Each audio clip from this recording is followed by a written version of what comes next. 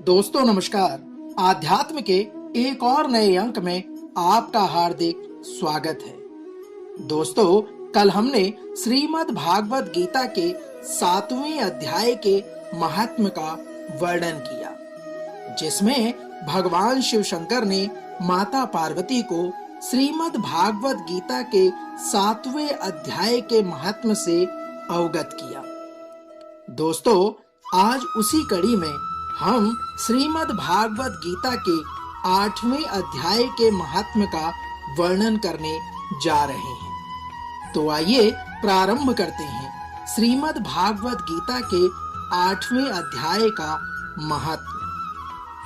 श्रीमद् भागवत गीता के 8वें अध्याय के महात्म्य को प्रारंभ करते हुए भगवान शिव कहते हैं, हे देवी, अब 8वें अध्याय का महात्म्य मैं तुमसे कहने जा रहा हूं। इसे ध्यान पूर्वक सुनो। इसके सुनने से तुम्हें बहुत बड़ी प्रसन्नता होगी। भगवान शिव कहते हैं, हे देवी, लक्ष्मी जी के पूछने पर भगवान विष्णु ने उन्हें इस प्रकार 8वें अध्याय का महात्म्य बतलाया था।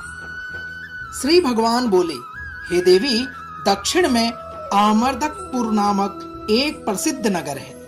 वहां भाव शर्मा नामक एक ब्राह्मण रहता था, जिसने वैश्या को पत्नी बनाकर रखा हुआ था। वह नित्य मांस खाता था, मदिरा पीता और श्रेष्ठ पुरुषों का धन चुराता था। वह पराई स्त्री से व्यभिचार करता और शिकार खेलने में दिलचस्पी रखता था। हे देवी, वह बड़े भयानक स्वभाव का था और मन में बड़े बड़े हौसले रखता था। हे देवी, एक दिन मदिरा पीने वालों का समाज जुड़ा था। उसमें भाव शर्मा ने भरपेट ताड़ी पी, खूब गले तक उसे चढ़ाया और अंत अजीर्ण से अत्यंत पीड़ित होकर वह पापात्मा कालवश मर गया और बहुत बड़ा ताड़ का वृक्ष बनके उत्पन्न हुआ। भगवान शिव आगे कहते हैं, हे देवी, उस ताड़ के वृक्ष की घनी और ठंडी छाया का आश्रय लेकर ब्रह्म राक्षस भाव को प्राप्त हुए कोई पति पत्नी वहां रहा करते थे। उनके पूर्व जन्म की घटना इस प्रकार है। हे देवी, एक कुशीबल नामक ब्राह्मण था, जो वेदांग के तत्वों का ज्ञाता, संपूर्ण शास्त्रों के अर्थ का विशेषज्ञ और सदाचारी था। उसकी स्त्री का नाम कुमति था। वह बड़े खोटे विचार की थी।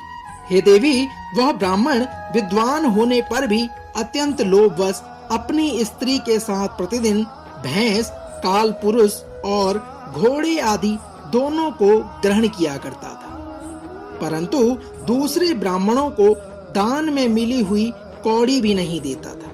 हे देवी, वे ही दोनों पति पत्नी कालवश मृत्यु को प्राप्त होकर ब्रह्म राक्षस हुए। वे भूख और प्यास से पीड़ित हो इस पृथ्वी पर घूमते हुए उसी ताड़ वृक्ष के नीचे आ गए और उसके मूल भाग में विश्राम करने लगे। हे देवी, ताड़ के वृक्ष के नीचे पति और पत्नी दोनों आपस में विचार कर रहे थे।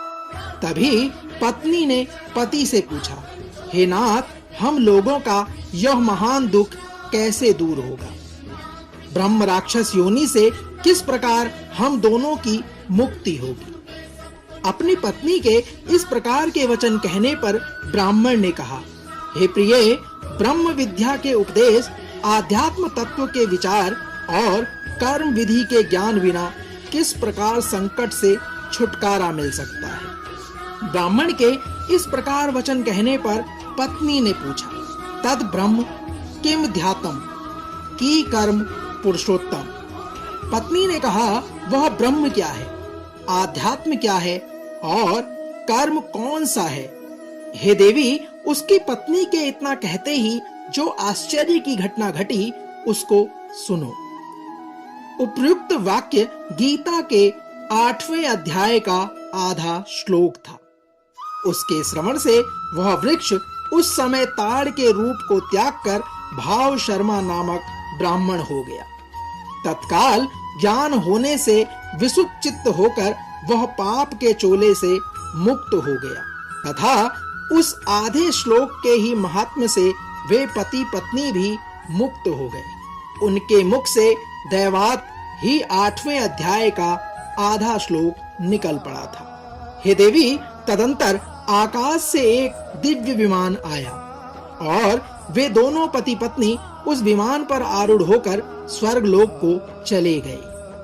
वहां का यह सारा वृत्तांत अत्यंत आश्चर्यजनक था। उसके बाद उस बुद्धिमान ब्राह्मण भाव शर्मा ने आदर पूर्वक उस आधे श्लोक को लिखा और भगवान जनार्दन की आराधना करने की इच्छा से वह मुक्तिदायिनी काशीपुरी में चला गया। वहां उस उदार बुद्धि वाले ब्राह्मण ने कठिन और भारी तपस्या आरंभ की। उसी समय क्षीर सागर की कन्या भगवती लक्ष्मी ने हाथ जोड़कर देवताओं के भी देवता जगतपति जनार्दन से पूछा, हे नाथ, आप सहसा नींद त्याग कर खड़े क्यों हो गए? हे देवी, लक्ष्मी के इस प्रकार वचन कहने पर श्री हरि विष्णु ने कहा, हे देवी, काशीपुरी में भागीरथी के तट पर बुद्धिमान ब्राह्मण भाव शर्मा मेरे भक्ति रस से परिपूर्ण होकर अत्यंत कठोर तपस्या कर रहा है।